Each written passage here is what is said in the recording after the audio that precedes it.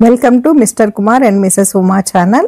ఈరోజు నేను మీకు ఉల్లి పకోడీ, గట్టి పకోడీ అంటామండి మేము, దాన్ని చేసి చూపిస్తున్నాను. ఇవి చాలా చాలా బాగుంటాయి. ఈ ఉల్లి పకోడీ అంటే ఇష్టం లేని వాళ్ళు ఎవ్వరూ ఉండరు కదా. మనకి బయట రోడ్డు మీద బళ్ళ మీద అమ్మినప్పుడు వెంటనే కొనుక్కొని తినాలనిపిస్తుంది. ఇది అంతే టేస్ట్తో మనం ఇంట్లో క్వాలిటీగా చేసుకోవచ్చండి. టేస్ట్ చాలా చాలా బాగా వచ్చింది. చూడండి ఎంత క్రిస్పీగా ఉందో కదా. టేస్ట్ కూడా అంత బాగుంది. దీన్ని ఎలా చేయాలో నేను మీకు చేసి చూపిస్తాను. ఒకసారి మీరు కూడా ట్రై చేసి చూడండి, మీకు కూడా తప్పకుండా నచ్చుతుంది. ఈ పకోడీ కోసం 3 ఉల్లిపాయలు తీసుకున్నాను. ఉల్లి పకోడీ అంటేనే ఉల్లిపాయలు ఎక్కువగా ఉండాలి. ఇలా ఉల్లిపాయలు తొక్కు తీసి కడిగి పెట్టుకున్నాను. ఇప్పుడు ఒక బౌల్ తీసుకొని నేను 6 పచ్చిమిరపకాయలు అయితే తీసుకున్నాను. ఈ పకోడీ కోసం ఉల్లిపాయల్ని సన్నగా తరుక్కోవాలి. సన్నగా అంటే మరీ సన్నగా కాదు, మరీ లావుగా కాకుండా మీడియం సైజులో తరుక్కొని పెట్టుకోవాలి. అలాగే ఈ పచ్చిమిరపకాయలను కూడా ఇందులో కట్ చేసేసి వేసుకోవాలి. నేను వేసినటువంటి ఈ ఉప్పు కారం అన్నీ కరెక్ట్గా సరిపోయాయండి. మీరు కూడా ఇలాగే వేసుకోండి. ఇలా పచ్చిమిరపకాయలను కట్ చేసుకున్న తర్వాత 1 టేబుల్ స్పూన్ నిండుగా కారం వేసుకుంటున్నాను. అలాగే రుచికి సరిపడా సాల్ట్ వేసానండి. నేను వేసిన సాల్ట్ అయితే కరెక్ట్గా సరిపోయింది. దీనిలోకి ధనియాలు దంచి వేసుకున్నట్లయితే టేస్ట్ చాలా చాలా బాగుంటుంది. ఇది మాత్రం స్కిప్ చేయకుండా వేసుకోండి.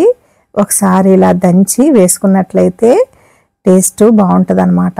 ఇప్పుడు ఈ ధనియాలను కూడా దంచుకున్నాం కదా, వీటిని ఇందులో వేసేసుకోవాలి. వేసుకున్న తర్వాత ఈ ఉల్లిపాయలు, పచ్చిమిరపకాయలు, ఉప్పు, కారం బాగా కలిసేలాగా చేత్తో ఇలా మెదుపుకుంటూ ఈ ఉల్లిపాయలు పాయలుగా విడిపోవాలన్నమాట. అంతవరకు బాగా కలుపుకోవాలి.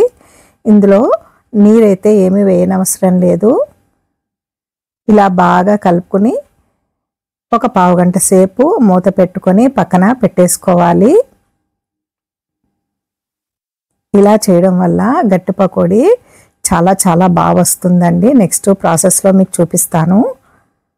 దీనికోసం స్టవ్ వెలిగించుకొని కడాయి పెట్టుకొని డీప్ ఫ్రైకి సరిపడా ఆయిల్ వేసుకొని మీడియం ఫ్లేమ్లో పెట్టుకొని ఉంచుకోవాలి. మనం ఇలా నానబెట్టి ఉంచుకున్నాం కదా ఈ ఉల్లిపాయల్ని, ఇందులో కొద్దిగా 1/2 టేబుల్ స్పూన్ ధనియాల పొడి, 1/2 టేబుల్ స్పూన్ జీలకర్ర, కరివేపాకుని మనం తుంచి వేసుకోవాలి ఇందులో. అప్పుడే ఆ కరివేపాకులో ఉన్నటువంటి ఆ స్మెల్ అంతా ఈ ఉల్లిపాయలకు పట్టి చాలా చాలా బాగుంటుంది. ఇలా తుంచి కరివేపాకు వేసుకుంటున్నాను. వేసుకొని ఇవన్నీ మళ్ళీ అన్నీ కలిసేలాగా కలుపుకోవాలి.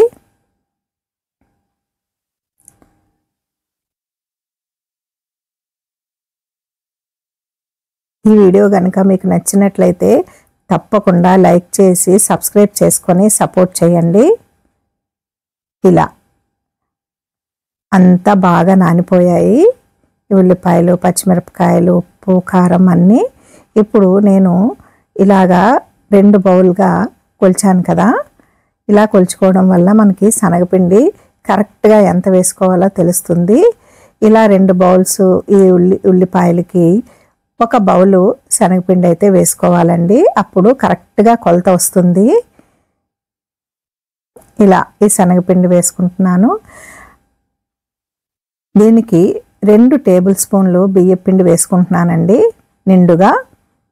ఇప్పుడు మనకి క్రిస్పీగా చాలా బాగుంటుంది.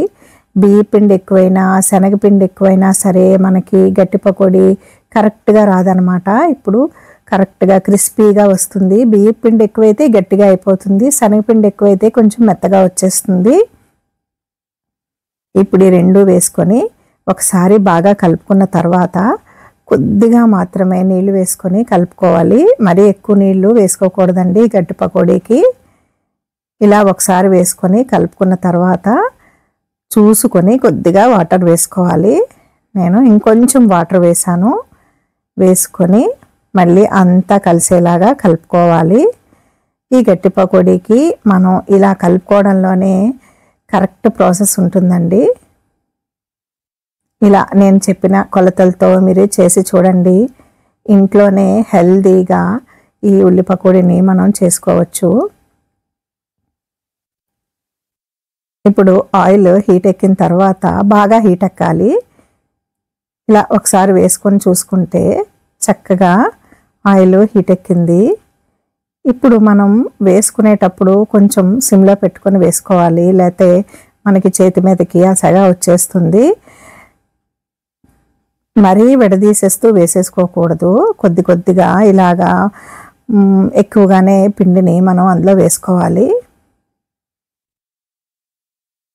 ఇలా వేసుకున్న తర్వాత ఫ్లేమ్ని మీడియం టు హైలో పెట్టుకొని మనం ఫ్రై చేసుకోవాలి.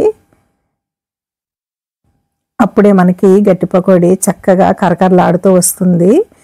మంచి గోల్డెన్ బ్రౌన్ కలర్ కూడా వస్తుంది, లేకపోతే మాడిపోయినట్టు అయిపోతుంది. ఇలా కొంచెం అటు ఇటు కలుపుకుంటూ దీన్ని ఫ్రై చేసుకోవాలి.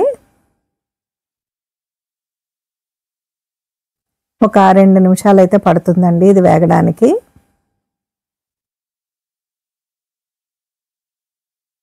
చూసారు కదా, గోల్డెన్ బ్రౌన్ కలర్ వచ్చింది పకోడీ. మరీ మనం ఎక్కువసేపు ఉంచేసుకోకూడదు, తర్వాత వేడికి ఇంకా కలరు మారిపోతుంది. అంతేనండి, ఉల్లి పకోడీ గట్టి పకోడీ రెడీ అయిపోయింది. మిగతాది కూడా ఇలాగే వేసేసుకున్నాను.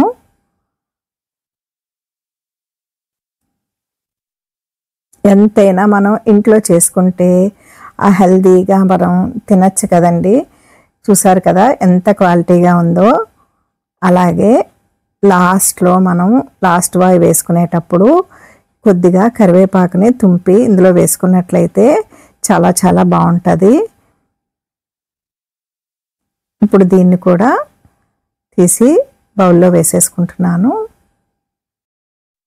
1 కప్పు శనగపిండి, 3 ఉల్లిపాయలతో ఎంత పకోడీ వచ్చిందో చూడండి. చక్కగా ఇంటిల్లిపాది కూడా తినచ్చు. మీకు నచ్చిందా అండి ఈ గట్టి పకోడీ? నచ్చినట్లయితే మాత్రం తప్పకుండా లైక్ కామెంట్ చేయండి. మనం దంచి ధనియాలు వేసుకున్నాం కదా, ఆ ఫ్లేవరు, అలాగే ధనియాల పొడి, ఈ కరివేపాకు వల్ల ఈ పకోడీకి మంచి టేస్ట్ అయితే వచ్చిందండి. మీ సపోర్ట్తో మరిన్ని మంచి వీడియోలు నా ఛానల్లో అప్లోడ్ చేస్తాను. Thank you for watching.